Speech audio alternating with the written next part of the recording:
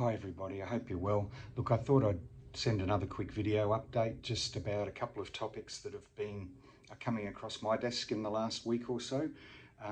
Firstly, the election, naturally. There's a lot of questions asked of me before the election and since about what the result might mean and how it impacts on clients. So what I'm about to say is not at all political, that's not our go. It's purely about impacts that we may see as a result of the Labor Party being elected.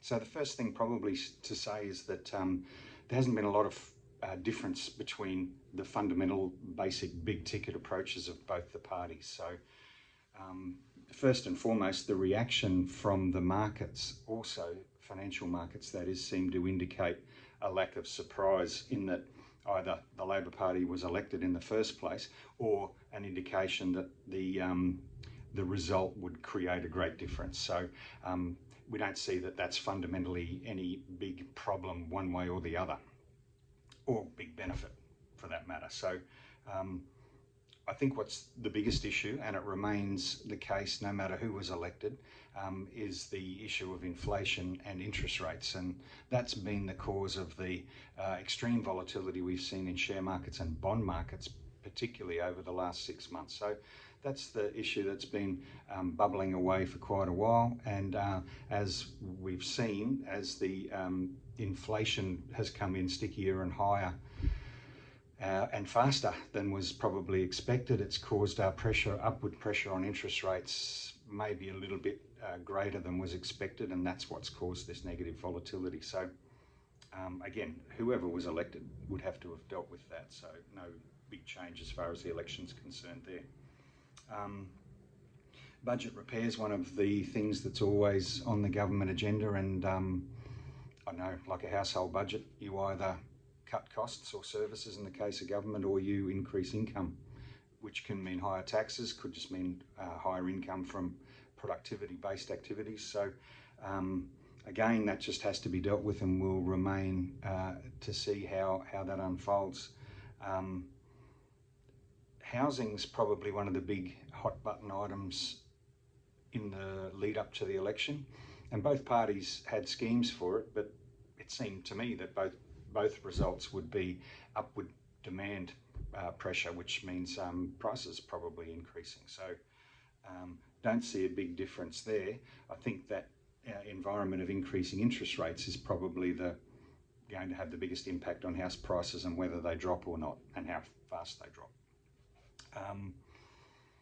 And once again, the markets, I think we'll just have to deal with, we sort of seem to be having adjusted to the increasing inflation. So how fast those interest rates happen from the central banks around the world will govern just how fast this extreme volatility shakes out of markets. So basically it's steady as she goes. There doesn't seem to be a big tectonic shift in what the markets face as a result of the election. The other issues probably that require a quick update is that the 1st of July is approaching very fast, and that brings in a few changes that might be really useful for clients. In particular, the rules for superannuation contributions have been extended and made much better for people aged up from retirement, 67 now up to 74. So that could present some opportunities for people to make super contributions after a time where they would normally have thought it was all over. The other rule too that's useful for people is the downsizer contribution. So if you sell a house that you've lived in and you've owned that house for 10 years, then you may be entitled to get some of that money into superannuation much more easily and without using up the contribution cap. So that could be a very valuable strategy.